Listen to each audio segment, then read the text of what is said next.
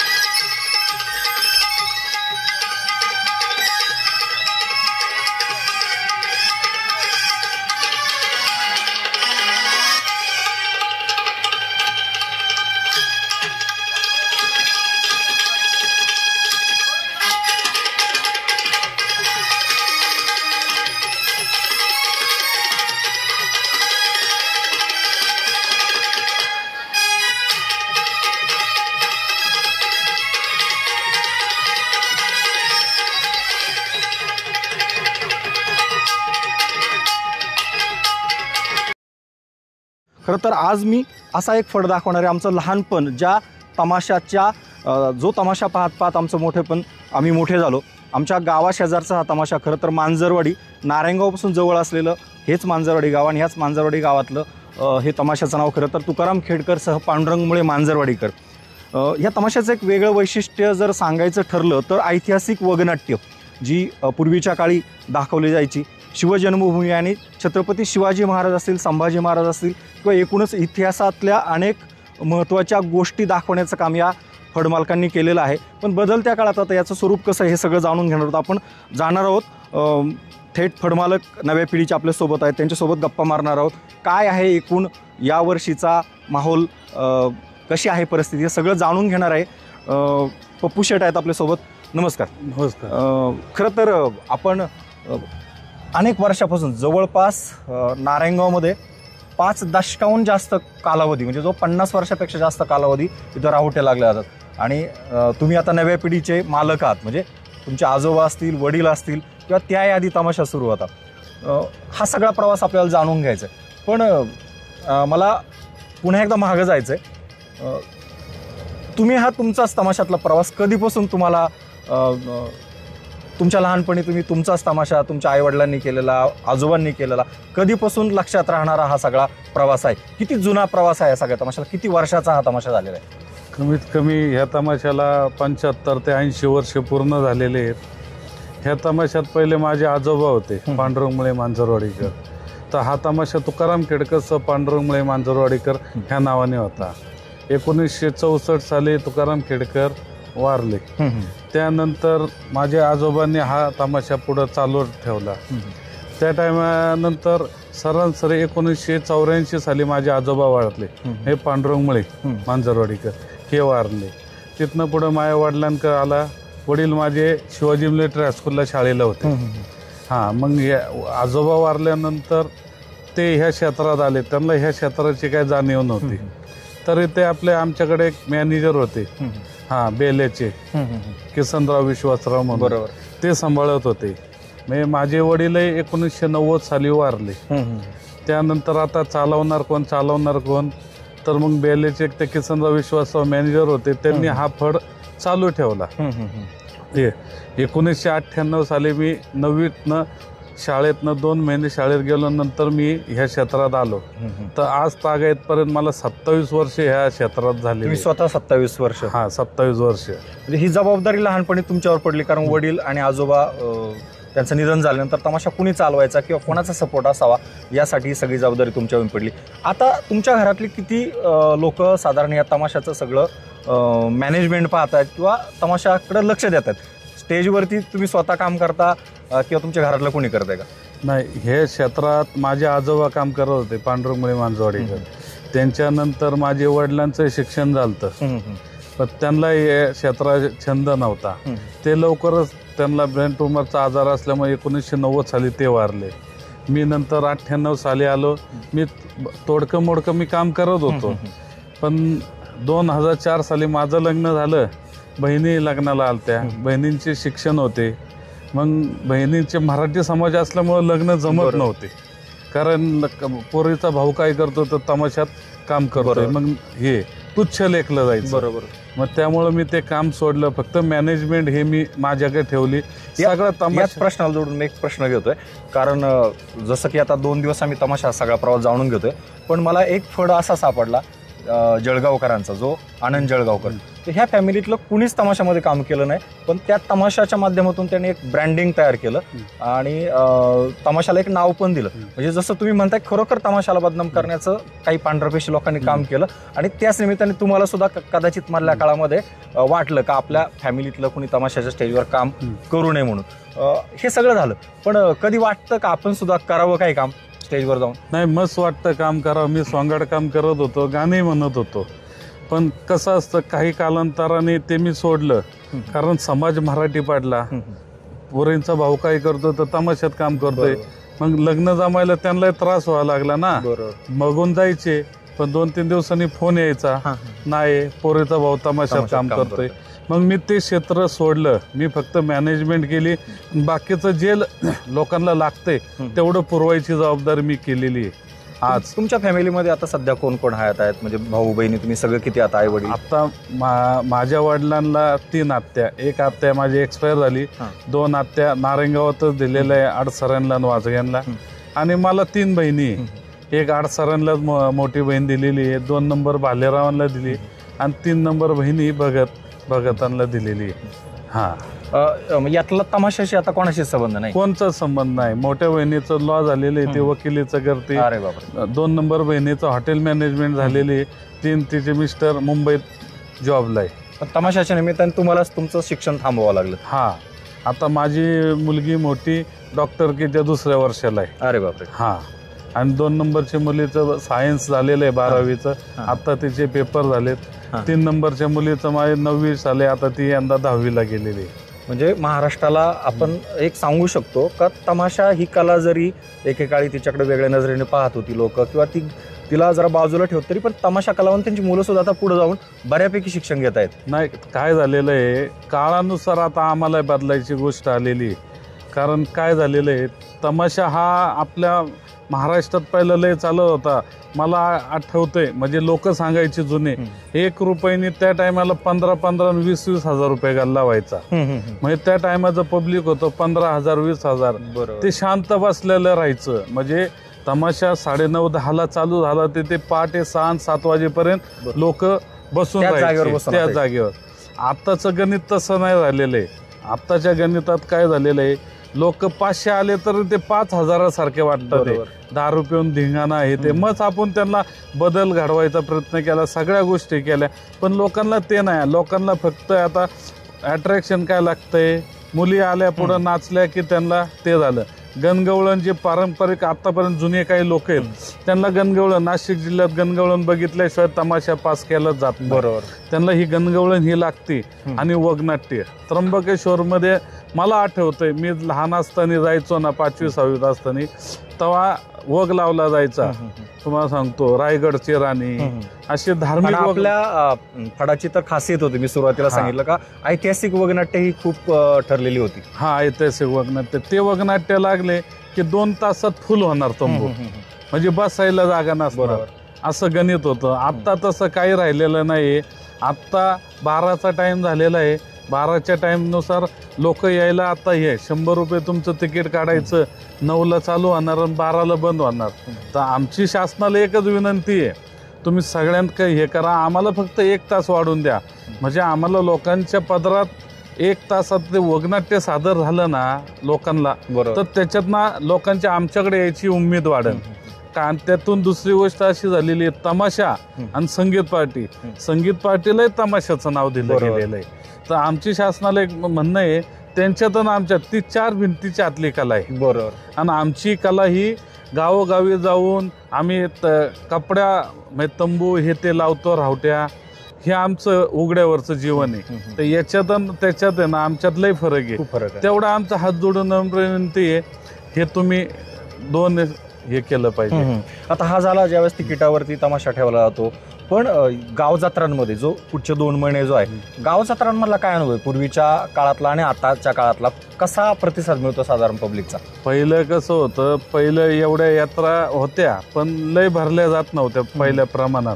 पहिले आम्ही तिकीटचे शो जास्त राहायचे ह्या याच्यात बी, ओपनच्या याच्यात. आता ओपन शोला डिमांड वाढलेले आहेत, पण त्यातून काय झालं, ठराविक तमाशांना जास्त मागणी, जे आता तंबूवर याच्यावर करतात ना, लोक येतात, पहिला कुठे तुमचा कार्यक्रम आम्हाला बघू द्या, तुमचे व्हिडिओ दाखवा. तर माझं लोकांना एकच सांगणं, तुम्ही व्हिडिओ बघू नका, वाटलं तर तुम्हाला थोडा त्रास होईल, एका ठिकाणी जाऊन एखादा तमाशा बघा त्यांचा, मग ठरवा तुम्हाला ठरवायचं असेल. पण तुम्ही काय करता, नाही आम्हाला व्हिडिओ दाखवा, व्हिडिओ आम्ही आता मिक्सिंग करूनही तुम्हाला दाखवले, तुम्हाला याच्यातलं काय कळणार आहे, हा आमचाच तमाशा होता म्हणून. आम्ही एखादा त्यातला पिक्चरचा किंवा एखादा शोतला थोडा व्हिडिओ घेऊ, आमचा त्याला मॅच करून तुम्हाला दाखवू. तर आमचं रसिकांना आणि सगळ्यांना गावकऱ्यांना एकच सांगणे, तुम्हाला तमाशाची जिवंत कला बघायची असेल तर तुम्ही या, आमच्याकडे संपर्क करा, बघा, सगळ्या गोष्टी करा. आज तुम्ही आम्हाला 2 रुपये देताय, आम्ही 3 लाख रुपये 4 लाख रुपये तुमच्या हक्काने मागतो, तसे आमच्याकडे तुम्ही तेवढ्या याच्यात तुम्ही डिमांड करा. हे आमचं मागणं आहे.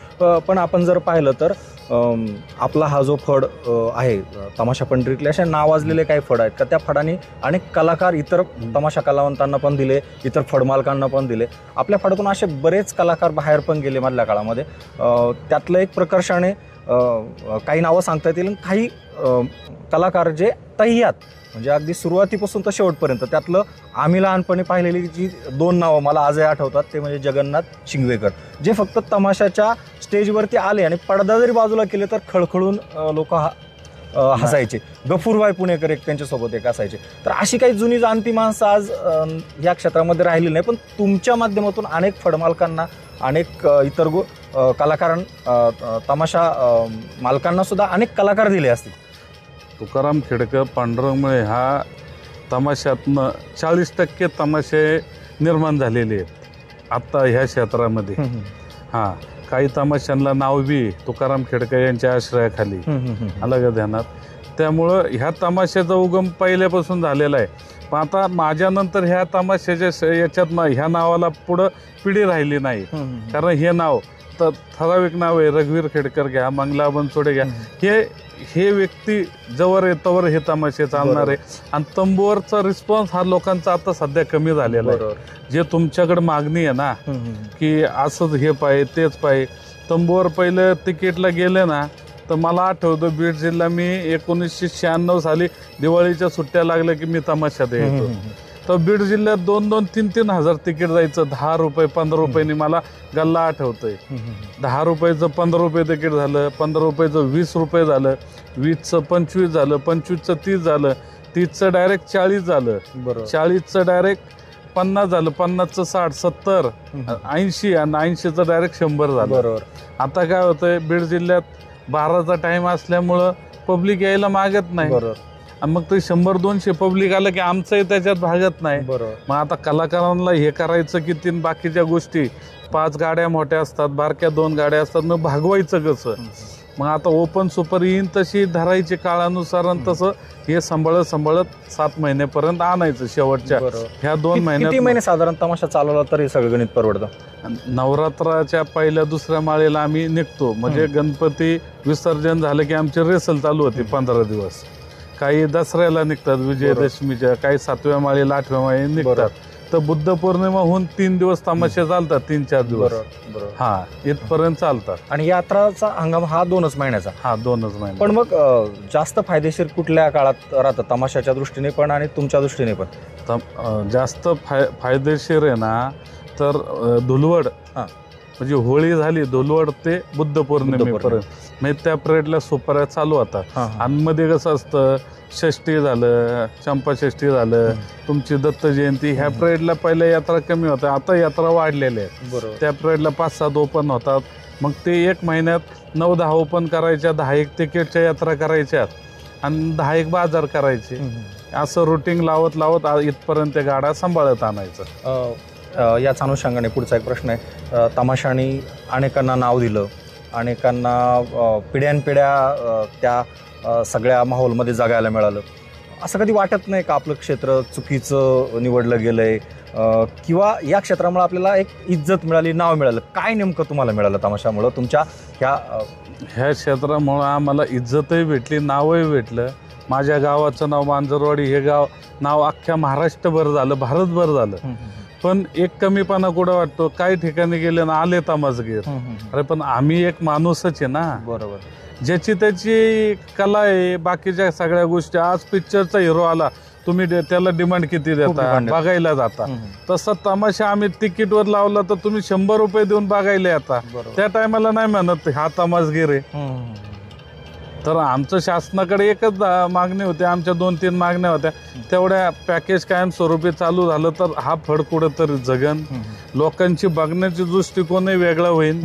आणि ठराविक याच्यात आमचं चाललं होतं, एक संघटना आहे आमची, त्याच्यामार्फत तुम्ही आमच्या 2-3 हे टोलच्या हे सवलती, डिझेलमध्ये आम्ही म्हणत नाही, जसं मच्छीमारांना तुम्ही सवलत जास्त दिली, आम्हाला 5% द्या.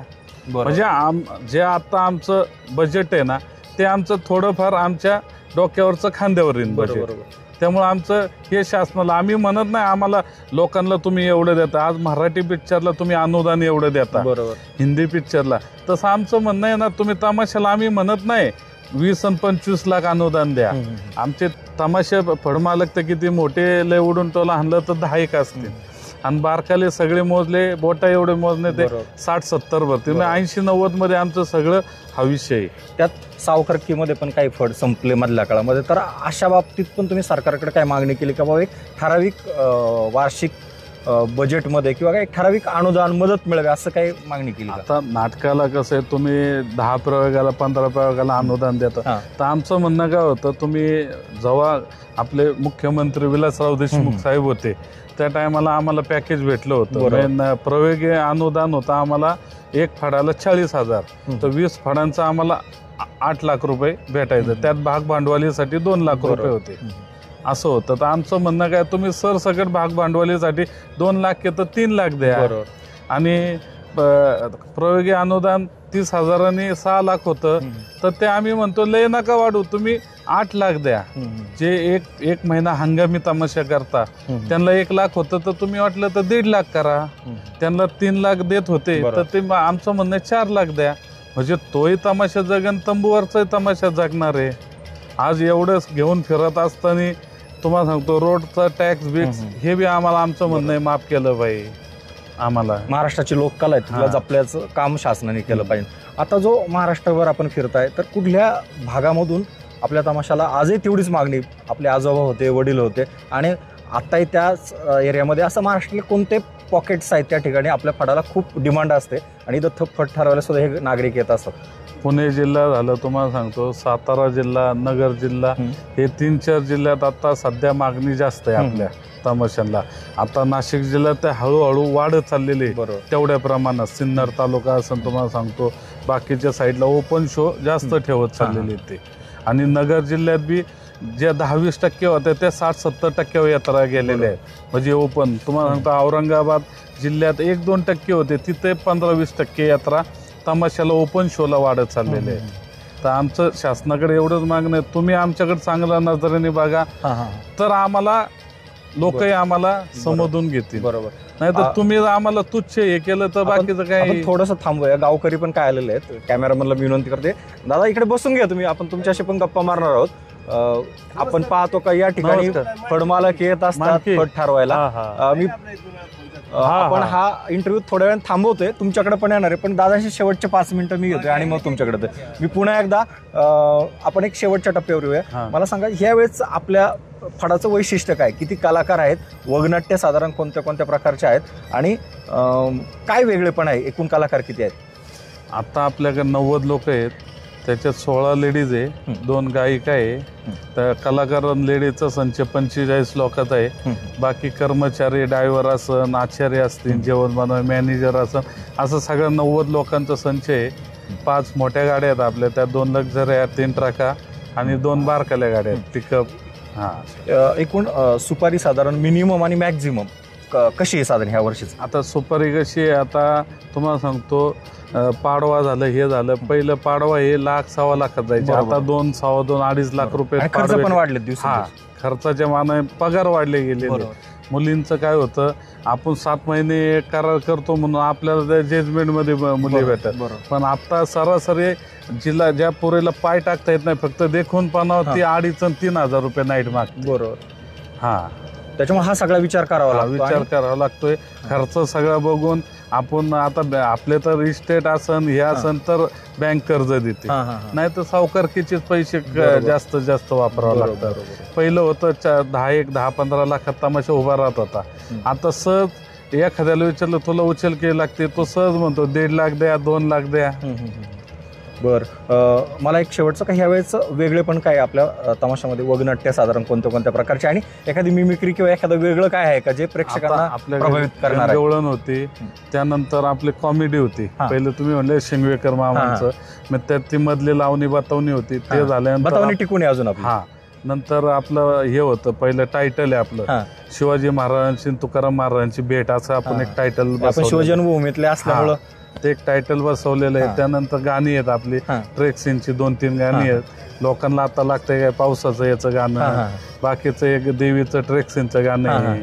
नंतर मध्ये कॉमेडी होती 2 वेळा, नंतर शेवटला वगनाट्य आपण सादर करतो. वगनाट्य ज्या गावामध्ये गर्दी राहत असेल, लोक राहतात तिथंच आपण सादर करतो. आपलं कसं पुणे जिल्ह्यात आहे ना, तर वगाला पब्लिक थांबत नाही, मग काय फारसा करतो आपण.